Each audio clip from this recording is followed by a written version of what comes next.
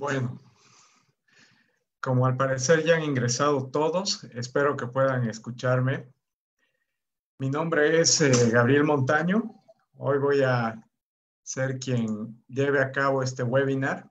La idea nuestra justamente es transmitir un poco de nuestro conocimiento de manera gratuita para que ustedes puedan introducirse en el mundo de las bombas centrífugas, ¿no?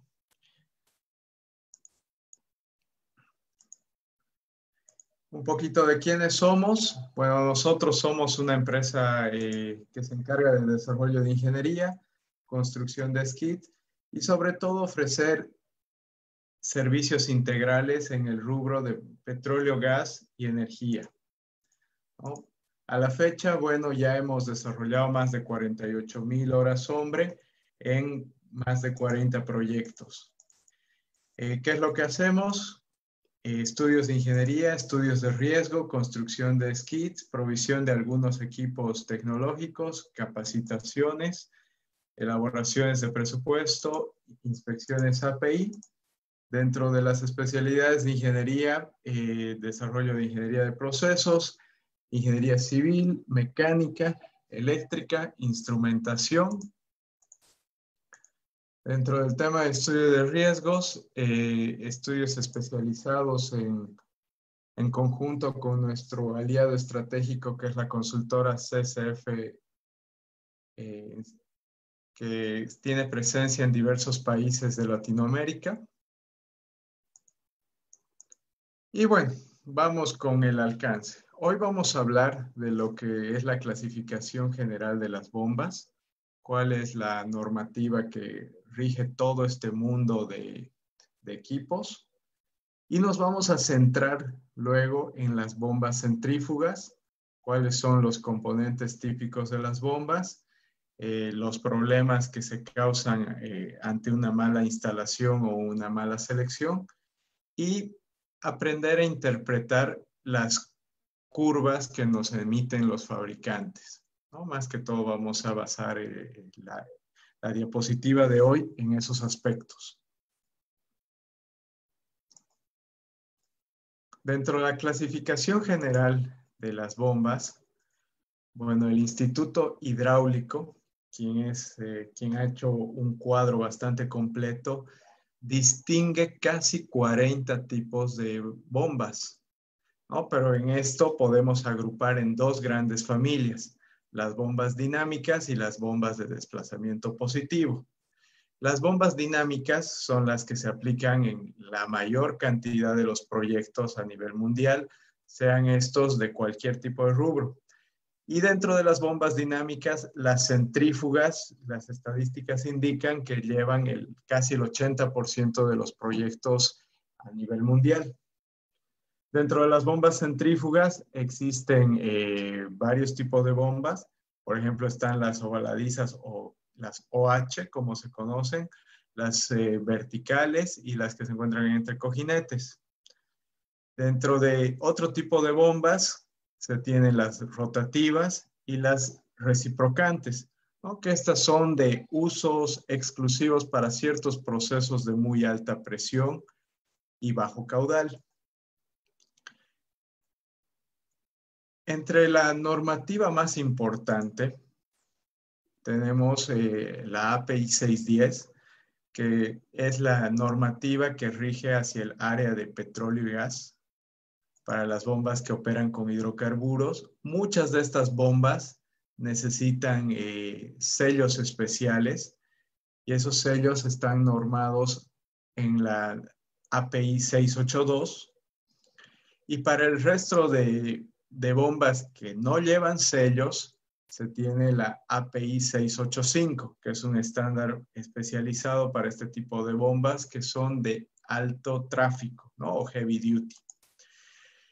En otros rubros, que no son el rubro petrolero, para todo el resto de la industria química de los procesos, se utilizan las bombas ASME B73-1, que son para bombas horizontales, y ASME B73.2, que se utiliza para bombas verticales. Adicionalmente, las bombas contra incendio también se utilizan son del tipo centrífugas.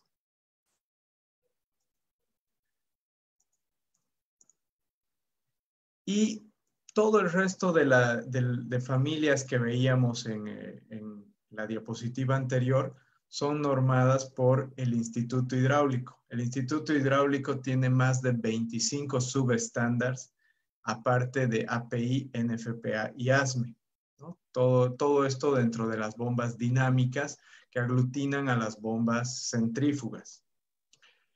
Por otra parte, las bombas que veíamos de desplazamiento positivo se norman básicamente en 3 familias, las API 674, API 675 y API 676. Para reciprocantes, para desplazamientos positivos y bombas rotativas. Pero bueno, la presentación del día de hoy se va a enfocar en las bombas centrífugas. Y es decir, más que todo vamos a ver el análisis de la normativa API 610. En el análisis de la normativa API 610 podemos ver que las bombas que veíamos al inicio, ovaladizas, denominadas OH dentro de esta norma, se subdividen en función al tipo de acoplamiento. En función a eso pueden ser horizontales o verticales, ¿no? Las de acople flexible son las OH1, OH2, OH3. Por ejemplo, las OH1 dentro de la normativa API 610 no necesariamente deben cumplir todos los estándares que esta menciona. Mientras las OH2, que están montadas como una línea central entre motor e impulsor, sí deben cumplir casi todas las cláusulas de la norma API 610, porque como bien dije, la norma API 610 va a regular la totalidad de bombas que ven en la columna de color verde.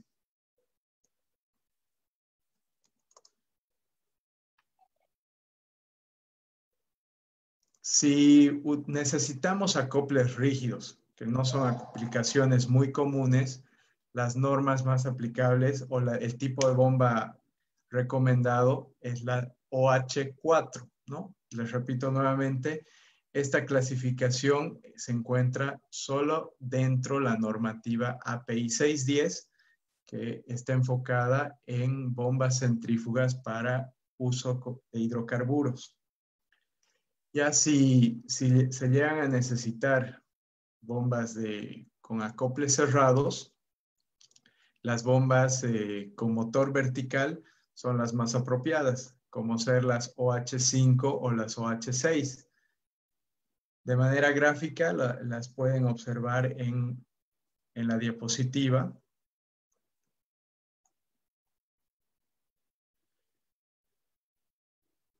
Si es que no se necesita volutas en forma de caracol, como son todas las bombas OH, y más bien se necesitan presiones muy altas, las bombas más adecuadas son las bombas entre cojinetes o la familia W, que viene en una etapa, 2 etapas o múltiples etapas.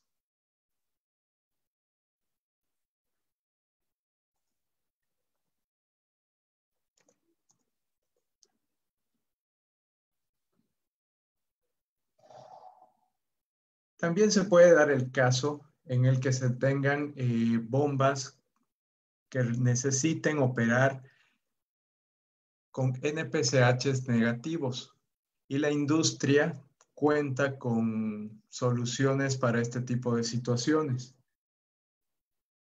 y ofrece bombas verticales. Entonces, estas bombas verticales brindan un NPCH adicional, ya que se encuentran por debajo del suelo o sumergidas. Por ejemplo, de carcasa sencilla, como son las BS1, BS2 BS3, o que tienen la descarga separada, como son las BS4 o las BS5, o finalmente de carcasa doble o de múltiples etapas, como son las BS6 o las BS7. Estas son bombas especiales y, por supuesto, su costo también es mayor que el resto de las bombas que se muestra en el gráfico.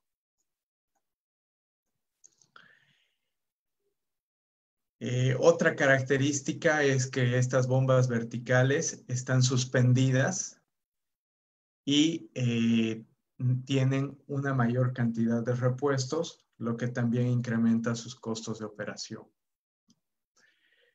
Por otra parte, se encuentran los sellos, como pueden ver en la parte inferior, y dependiendo del fluido que uno tenga, debe seleccionar el sello que acompañe la bomba.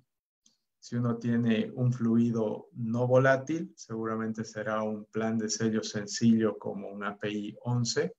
Y cuando tiene un sello o un fluido altamente volátil o tóxico que pueda poner en riesgo al personal de operación, debe pensar en un sello doble, combinando quizá ese plan de sello API con un plan de sello 52 o 53, dependiendo la criticidad del proceso.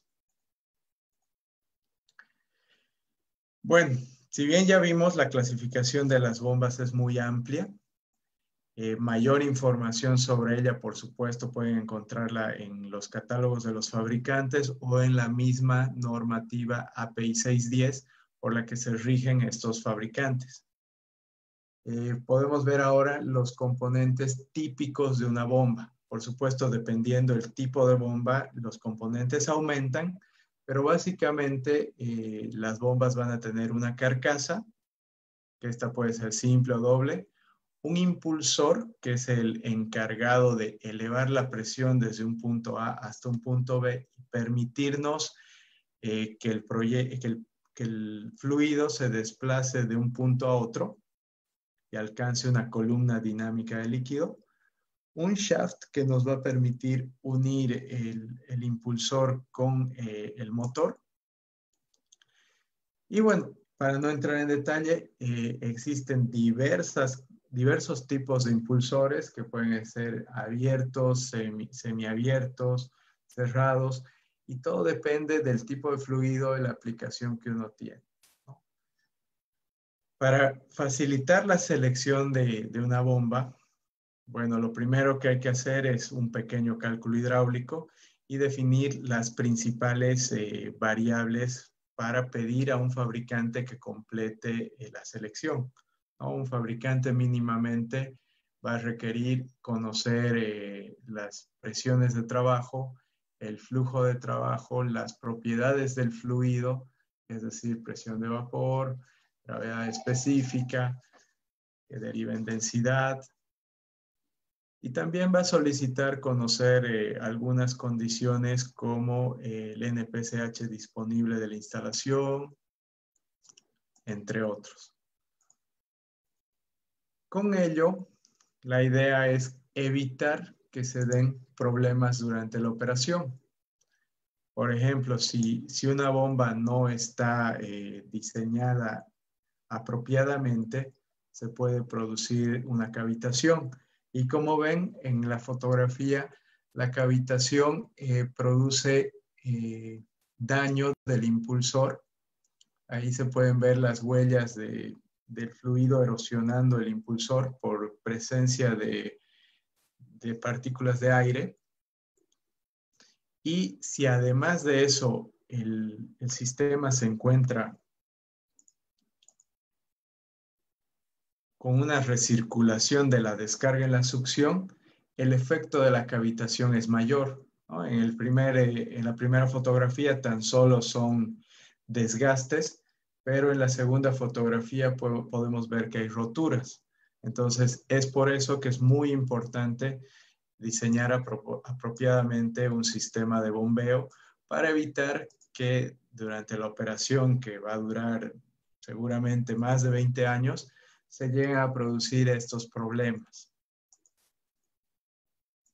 ¿Qué otra cosa se puede producir? Si la bomba se encuentra mal instalada, por más de que haya sido perfectamente diseñada, el fabricante haya escogido la bomba más óptima y eficiente para el proceso, si esta bomba no se encuentra bien instalada y tiene una pequeña desviación, miren los problemas que puede repercutir por el tema de las vibraciones y variación en la frecuencia de la bomba.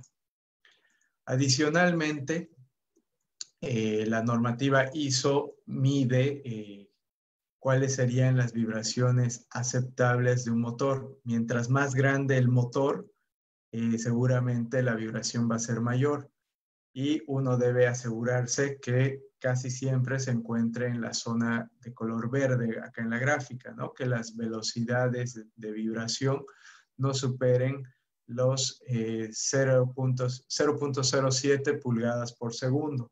En el caso de bombas clase 4, que son las más grandes del mercado, y para bombas pequeñas, que están comprendidas en la clase 1, porque seguramente sus motores son menores de 15 kilowatts, que no vibren a más de 0.02 pulgadas por segundo, ¿no?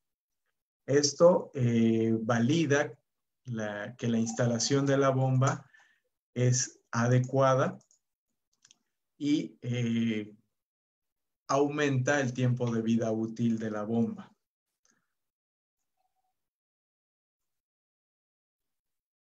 Bueno, ¿qué otra cosa es importante? Una vez que, como bien decíamos, el especialista de ingeniería ha realizado un cálculo hidráulico y ha enviado a un fabricante las condiciones de operación y los datos mínimos para selección de la bomba, el cálculo hidráulico nos va a generar una curva del sistema y nos va a permitir tener un caudal y una cabeza dinámica necesaria para hacer la selección. Con ese caudal y cabeza en el punto más crítico del diseño, el fabricante va a seleccionar una bomba y su bomba seguramente va a cumplir el desempeño que podemos ver en la curva de la bomba. Y ese desempeño va a estar basado por un rendimiento en función al caudal. De manera que el punto de operación va a ser donde ambas curvas se intersecten. Entonces, para conocer dónde se intersectan las curvas, se va a tener múltiples bombas que abastezcan el proceso. Como pueden ver acá en la gráfica, la curva de la bomba azul cumple para una condición de caudal. La curva de la bomba de color negro cumple para otra condición de caudal. Y la curva de color rojo cumple para otra condición de caudal. ¿Y cómo es que los fabricantes de bombas con un solo equipo pueden cumplir todas estas condiciones? Utilizando ya sea válvulas de control o variadores de frecuencia, ¿no? Son las dos formas de controlar el caudal de las bombas y jugar con las cabezas dinámicas que necesita cada una. ¿Qué es otra cosa importante que se debe considerar en las bombas? Los rangos recomendados de operación. Porque efectivamente, si uno opera fuera de estos rangos, las bombas van a sufrir mayor desgaste o se van a sobrecalentar los motores. Entonces, la misma normativa API 610 recomienda que las bombas sean operadas entre el 60% y el 120% de su mejor punto de eficiencia. BEP significa mejor punto de eficiencia por las siglas en inglés. Y para el motor, que el motor sea apto por lo menos para operar en un 110% de la potencia demandada, ¿no? Entonces, de esa forma se puede garantizar que la bomba no va a sufrir un desgaste prematuro. Entonces, ahora, una vez que yo ya cuento con un cálculo hidráulico, ya he seleccionado el caudal y la cabeza que debe cumplir mi bomba y cuento con los elementos necesarios para conocer cuál es el NPSH disponible de mi instalación, yo puedo solicitar a un fabricante que me envíe los modelos que dispone para atender mi proceso. O caso contrario, acceder a los software online o software que son pagados y yo mismo seleccionar la bomba en función a los modelos existentes. Entonces, en este caso, en el ejemplo de curva, pueden ver ustedes una curva de un fabricante típico que nos muestra diversa información. Entonces, para el objetivo de este webinar, como muchos de ustedes están trabajando con bombas o van a trabajar en el futuro en proyectos con bombas, es importante que logren interpretar la información que les envía de forma gráfica un fabricante o un software. En esta curva, las líneas de color negro son las curvas de rendimiento de las bombas. Es decir, la bomba del modelo con impulsor 11.125 va a operar desde 0 GPM hasta 800 GPM aproximadamente. Si esa misma bomba se le cambia el impulsor a solamente diámetro 9.125, esa bomba ya no va a tener tanta capacidad, tanta cabeza ni el caudal de 800 GPM, tan solo va a llegar a 650 GPM aproximadamente. Y como pueden ver, la cabeza de descarga de la bomba es menor. Si uno cambia el impulsor, si sigue reduciendo, el tamaño de la bomba va a decrementarse. Entonces, ¿qué otra cosa me permite ver esta gráfica? Me permite conocer la eficiencia de la bomba. Entonces, como yo puedo observar, la eficiencia está marcada en una línea morada. Esa línea morada me indica que el punto más alto de eficiencia es justamente 69%. Y 69% se da en 525 GPM. Entonces, tanto para la curva del impeller mayor como para la curva del impeller menor, cada vez que yo logro operar ese equipo en 525 GPM, voy a obtener la mayor eficiencia energética de mi equipo. Es decir, mi motor no va a ser sobreexigido. Sin embargo, como pueden ver acá, el punto marcado es aproximadamente 400 GPM. ¿Qué significa eso? Que mi proceso tiene una distancia desde el punto de mayor eficiencia hacia lo que yo necesito, que es casi siempre lo que ocurre en todos nuestros proyectos. Si bien las bombas se construyen casi a medida, pero ninguna es exactamente precisa para el fluido que yo necesito, las condiciones que necesito, el caudal que necesito. Entonces, ¿qué es lo que yo debo realizar? Como vimos en la diapositiva más atrás, verificar que este caudal que yo estoy seleccionando se encuentre entre el 60% y el 120% del punto de mayor eficiencia de mi equipo, ¿no? En este caso, 400 GPM sí está entre ese porcentaje, por lo que la operación en este rango es aceptable. ¿Qué otra cosa podemos observar? Que también la eficiencia en ese punto donde va a operar nuestra bomba no es muy baja, ¿no? Si el máximo de nuestro equipo es 69, operar al 65% de eficiencia es bastante aceptable. ¿Qué más nos está indicando esta curva? Efectivamente nos marca una curva de color rojo. Esa curva de color rojo significa el mínimo flujo al cual podría llegar a operar la bomba mientras el equipo esté estable. A partir de este valor, la bomba va a apagarse por seguridad para evitar que sufra un daño mayor, desgaste del impeller, desgaste de los rodamientos, desgaste de las empaquetaduras o cualquier otro elemento interno, sobrecalentamiento del motor, otros defectos que se pueden dar por una mala operación. ¿Qué otra cosa más me está brindando esta curva? Me está mostrando la altura positiva de succión de la bomba, o NPCH con sus siglas en inglés. Es decir, yo debo verificar que el NPCH requerido esté por debajo del NPCH disponible en mi instalación. ¿Para qué? Para evitar los problemas que habíamos visto al inicio de cavitación. Cuando el NPCH disponible y el requerido están muy cercanos, la probabilidad de que el fluido se vaporice es muy alto. ¿Qué más puedo ver de esta gráfica? La potencia del motor de la bomba.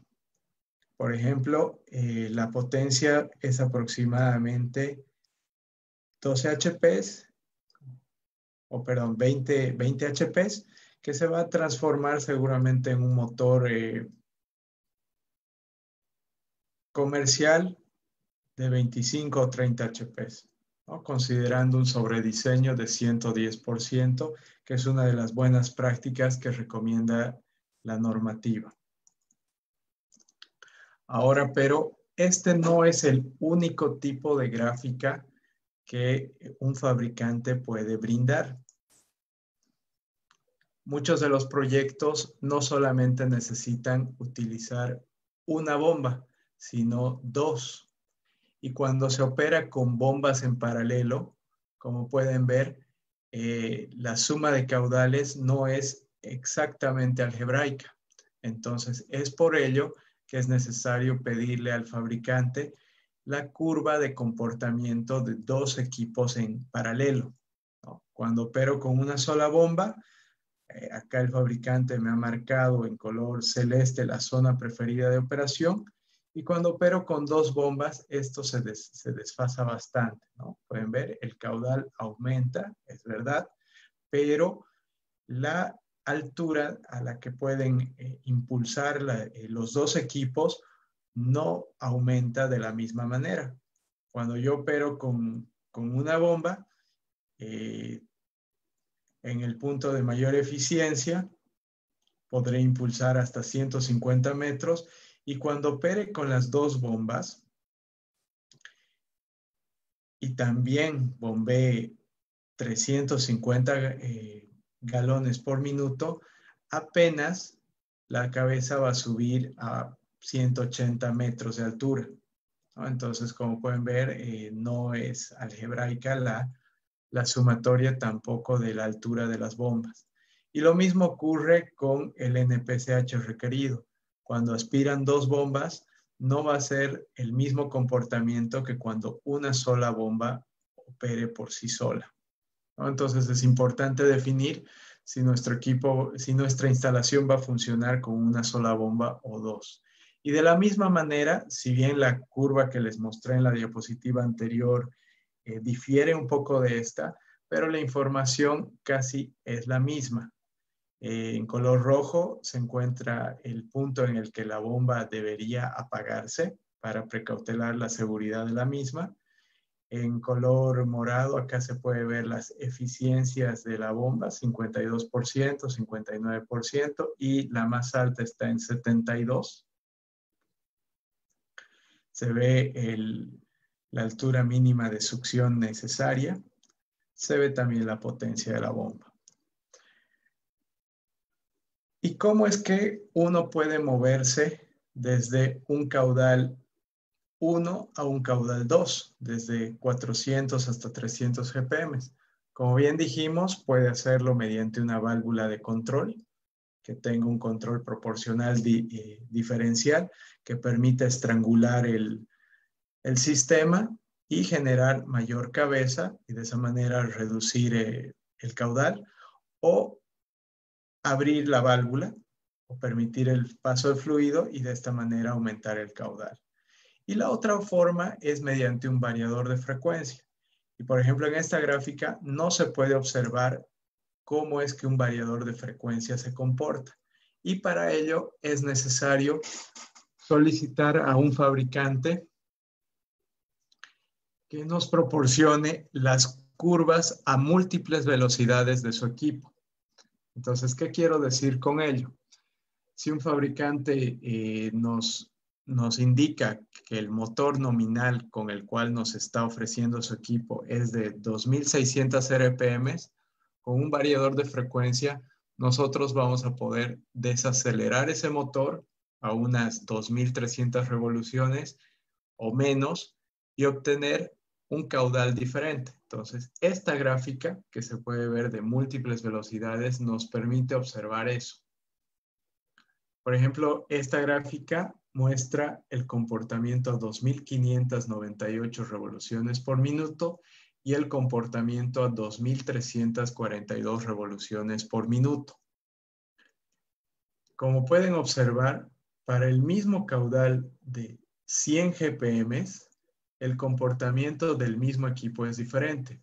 Cuando yo revolucione el motor o lo acelere a 2598, me va a poder alcanzar 48 metros de altura aproximadamente, mientras que cuando desacelere el motor, el variador de frecuencia me va a permitir apenas impulsar hasta una altura de 34 metros. Eso quiere decir que si yo no hubiera conocido la curva, no podría definir si es apropiada o no para la instalación, para el sistema que yo necesito. ¿Qué otra información me está brindando? Efectivamente, las curvas de eficiencia las ha marcado acá este fabricante de color rojo, 32%, 41%, y se nota que el mayor porcentaje es solo de 46% en este equipo. ¿Qué quiere decir ello? Que deberíamos operar entre el 60 y 120% de ese punto de mayor eficiencia, que este fabricante ha marcado en un color cian, ¿no? Que se puede ver que es la región preferida de operación. Mientras nuestra bomba se encuentre en esa región, operando en este caso entre 60 galones por minuto y casi 109, no vamos a tener ningún problema operativo. ¿Qué es lo que ocurre cuando operamos fuera de esta región? Primero, si reducimos el caudal, la eficiencia baja. Si la eficiencia baja, el consumo de energía eléctrica es mayor en nuestra instalación. Adicionalmente, se va a calentar el motor y vamos a tener una posibilidad, una vez que sobrepasemos la línea que está marcada en color azul, de tener cavitación por bajo flujo, ¿no? Que también va a dañar el impulsor y seguramente llevarnos a un mantenimiento costoso. Si operamos en esta región de bajo porcentaje, vamos a tener una reducción en la vida útil de los sellos y los rodamientos. Si operamos por encima de la zona preferida de operación, porque la bomba podría llegar a hacerlo. Miren, la bomba tiene un límite casi de 115 galones por minuto. Quizá el personal de operaciones, con tal de acelerar el llenado de un tanque o el llenado de algún sistema, decide acelerar más el equipo, ¿qué es lo que va a causar? Simplemente la reducción de la vida del impulsor. Entonces, por eso es muy importante que se conozca cómo interpretar la curva, sobre todo para operarla de buena forma y estar seguros que cumple con el diseño necesitado. Ahora, ¿qué es lo recomendable? Ok, dentro de la normativa API 610, yo puedo solicitar mucha documentación. Entonces, en esta diapositiva lo que quiero colocarles es un listado de la documentación que ustedes como compradores de bombas, usuarios finales de bombas o simplemente cotizaciones para presupuesto podrían solicitar.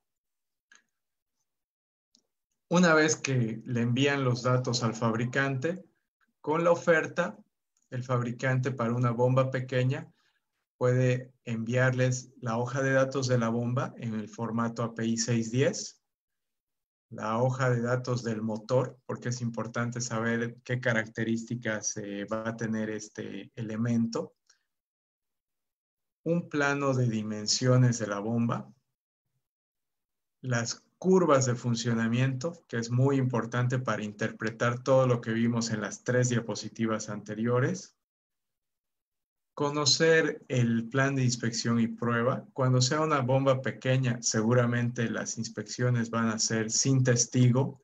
Y cuando sea una bomba muy grande, seguramente será importante atestiguar las pruebas que se hace al equipo. Y por supuesto, conocer un listado de repuestos recomendado y sus precios. ¿Por qué? Porque cuando uno compra una bomba, no debe ver solo la inversión inicial, es decir, el capital que debe invertir el año cero, sino debe planificar su equipo por lo menos a 20 años, si es que no lo diseña para más. Y para sacar los costos de operación, mínimamente necesita saber cuánto va a gastar durante los 20 años, cambiando repuestos por lo menos cada 2 años. Entonces es importante conocer esos precios.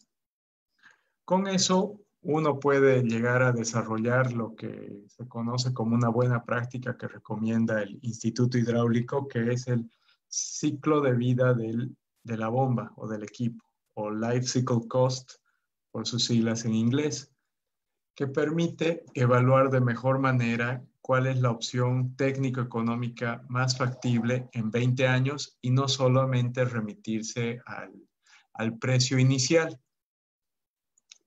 Ahora, para equipos más grandes, como pueden ver en la tabla de color naranja, es importante ya pedir mayor cantidad de información, ¿no? Es importante asegurarse de tener ya un plano seccional con lista de materiales que permita observar cuáles van a ser los repuestos críticos,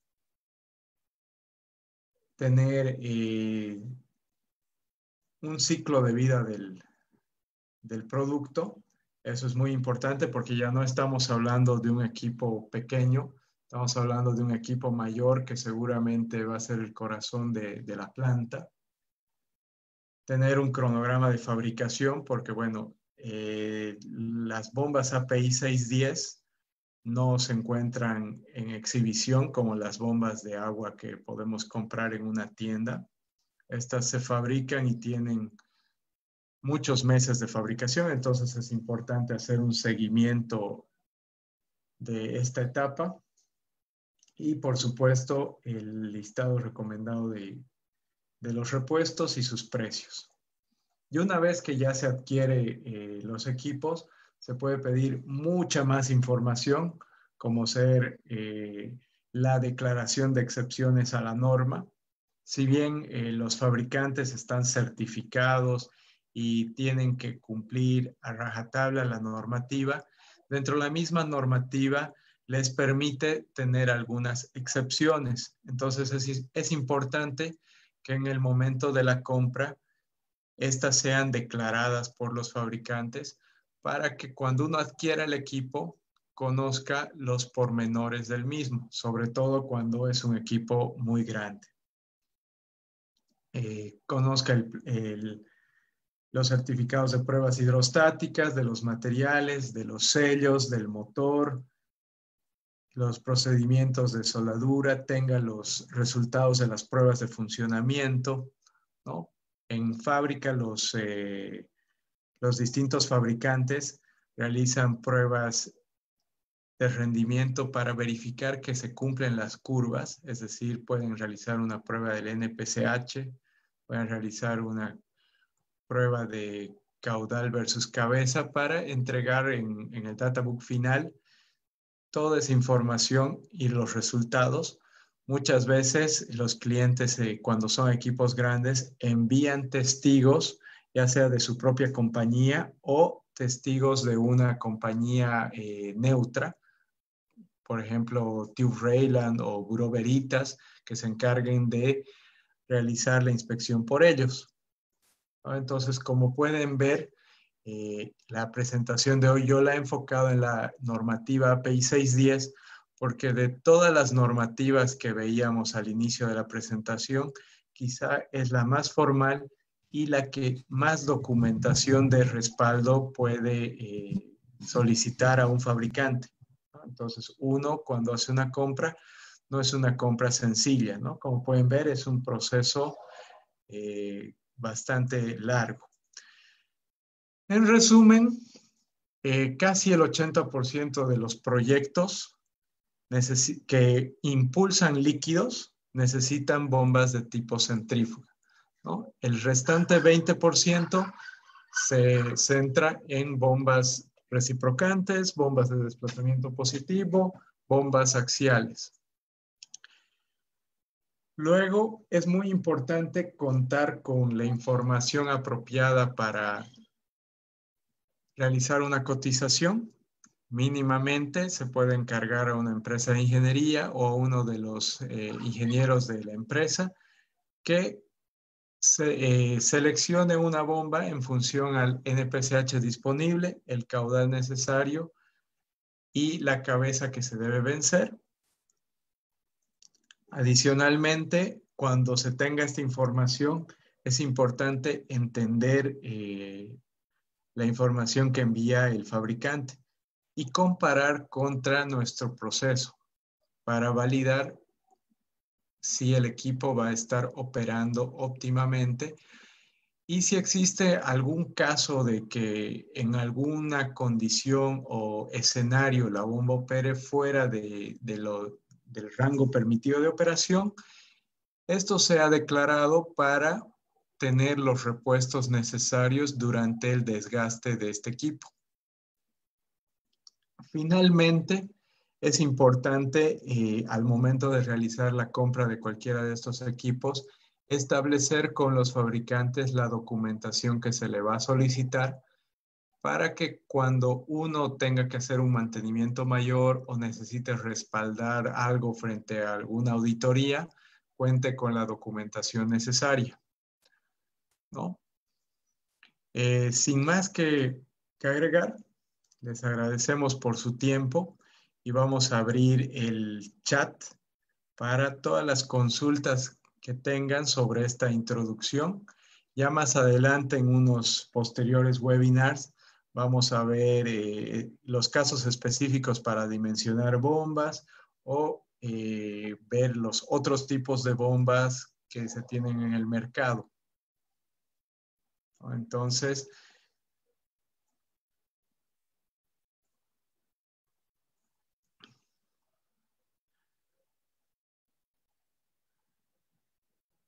tenemos ahora en el chat Víctor Hugo Rodríguez. Nos pregunta las bombas de cavidad progresiva, ¿en qué grupo estarían? Bueno, vamos a volver a la diapositiva justamente. Las bombas de cavidad progresiva están en la familia, vamos más adelante. Están en la familia de bombas especiales, ¿ya? Si bien esas están dentro de la familia del desplazamiento positivo. Por un tema de que la presentación de hoy se centra en las bombas dinámicas, no las hemos colocado, ¿no? Porque también hay bombas criogénicas que están dentro de la categoría de bombas especiales.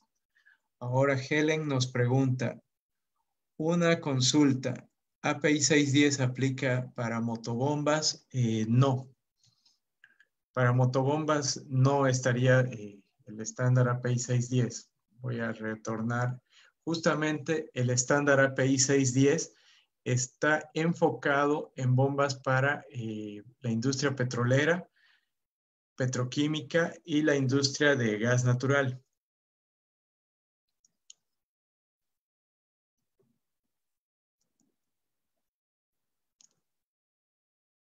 ¿Qué proveedores o catálogos de bombas centrífugas recomienda?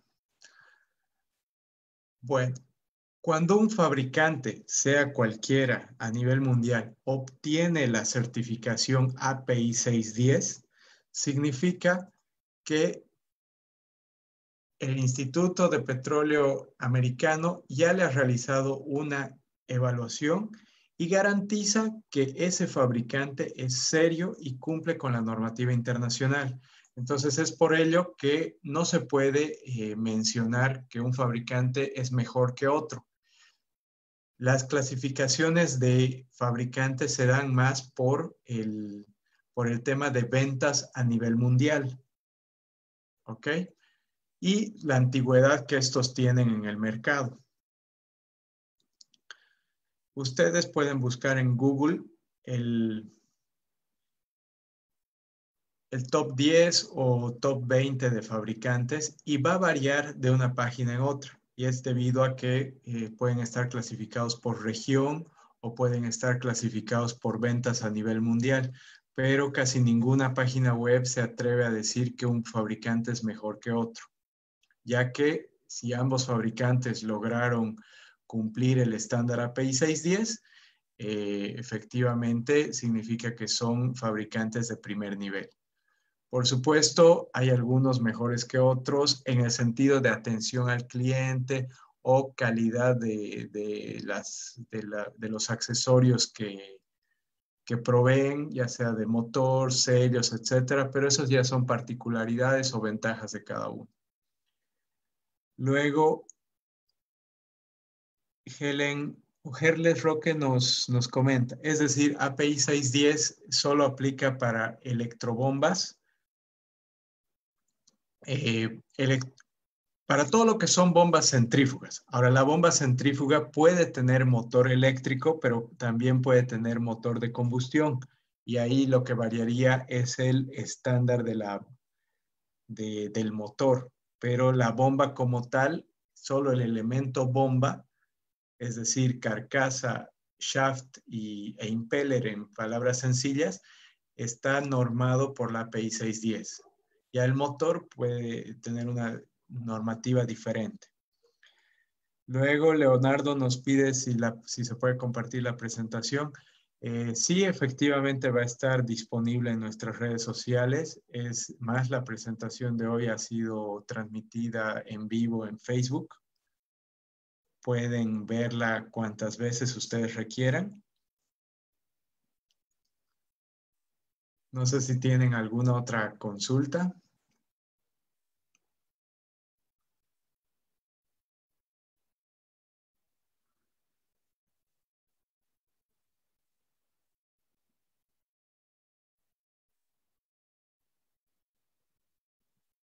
Bueno, si no habría más consultas en el chat, voy a dejarles la página web del Instituto Hidráulico, donde ustedes van a poder encontrar una serie de estándares y guías para selección de bombas. Es una base de datos muy, muy amplia. A ver, la voy a anotar en el chat. Bueno, hay una consulta más. Ok, ahora sí está muy claro. Cuando haga la compra, exigiría que una bomba como tal cumpla con la API 610 y sobre el motor alguna recomendación. Bueno, antes de ir a la normativa API 610, primero debes asegurarte que tu instalación pertenece al área petroquímica, petrolera o de gas natural, ¿no? Caso contrario, estarías todavía en la normativa ASME. Si es que tu instalación es del área de hidrocarburos, ok, procede con la normativa API 610. Y para el motor, como usualmente en hidrocarburos se tiene áreas clasificadas, lo primero que debes verificar es si tu motor va a necesitar este tipo de protecciones. porque puede ser que sea una bomba de agua dentro de instalación petrolera y no necesite un motor apto a prueba de explosión. En el tema del motor, tienes que asegurarte si lo vas a necesitar bajo normativa americana o normativa europea. Varía. Asegurarte si va a ser un motor eléctrico o un motor a combustión. Los motores de combustión ya no se usan, pero en algunas instalaciones antiguas todavía los demandan. Luego nos consulta, usamos mucho motobombas para bombear gasolina, diésel y turbo 1. Son para proyectos en exploración. Ah, ok. Mira, dependiendo del país, mira, acá las motobombas las usamos únicamente para agua y son las que se pueden encontrar en las tiendas, de las tiendas tipo ferretería. Tú te refieres a bomba con motor de combustión.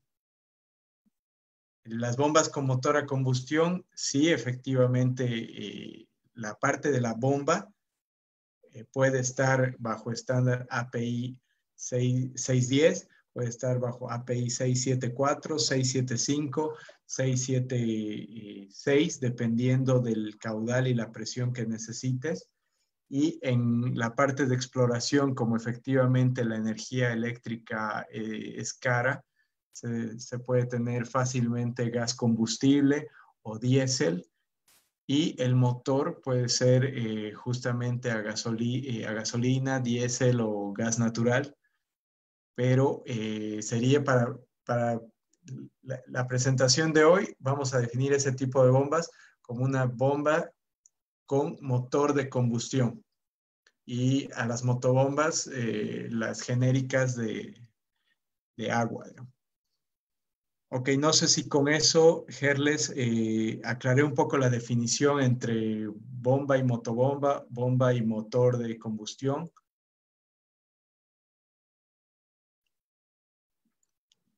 Ya, perfecto. Luego, Johan nos pregunta, disculpe, ¿cuáles son las principales variables que recomienda medir y controlar?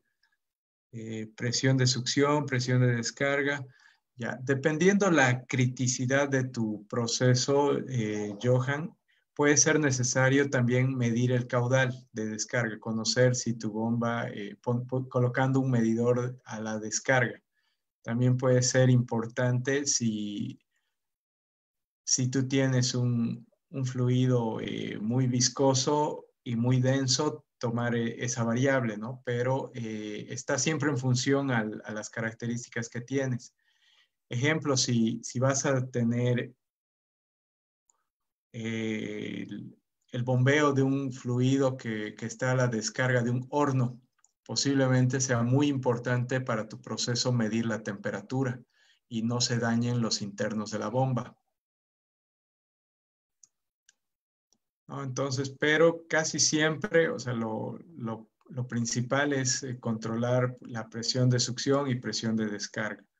Pero antes de colocar un transmisor o un elemento adicional, verifica qué otra variable es sensible en tu proceso. Ok, bueno, ¿habría alguna pregunta más? Ok, Leonardo Fernández solicita cuál es la diferencia entre NPCH-A y NPCH-R. Ok, el NPCH-A es la cabeza positiva disponible.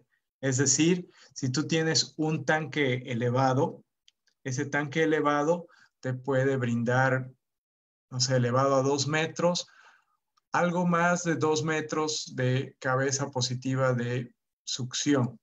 Es lo que tu instalación, tu tubería, tu tanque te dan en el sistema.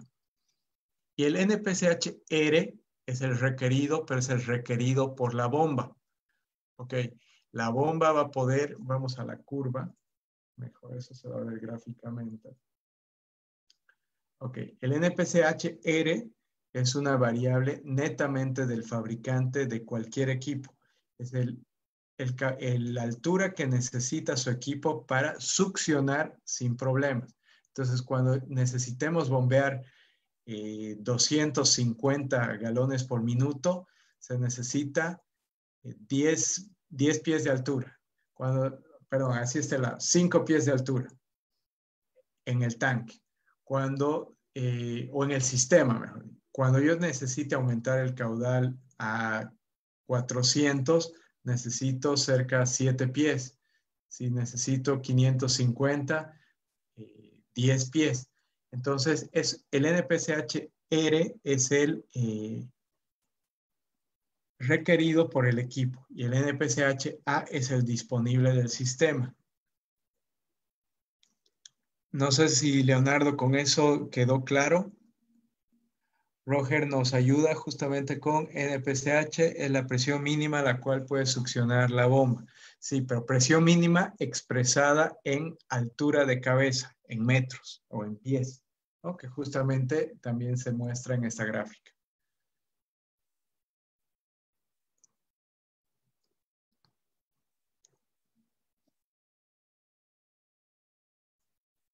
Ok, bueno, ¿tendríamos alguna consulta adicional?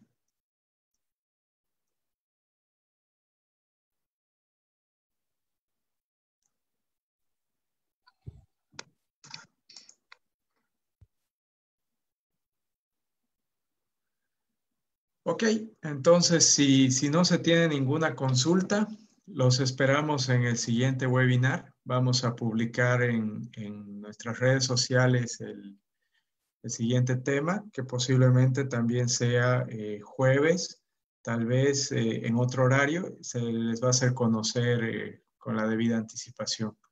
Bueno, agradecerles por su tiempo y si quieren mayor información, no duden en contactarnos.